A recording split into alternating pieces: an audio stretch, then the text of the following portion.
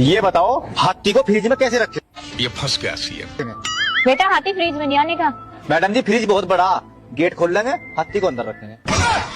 अब ये बताओ गधे को फ्रिज में कैसे रखेंगे? गेट खोलेंगे, गधे को फ्रिज में रख देंगे, सिंपल। बिल्कुल गलत जवाब। पहले फ्रिज से हाथी को बाहर काट देंगे, उसके बाद गधे को रखेंगे। इब्नू बताओ बंदर की पार्टी में कौन सा जानवर नहीं आया?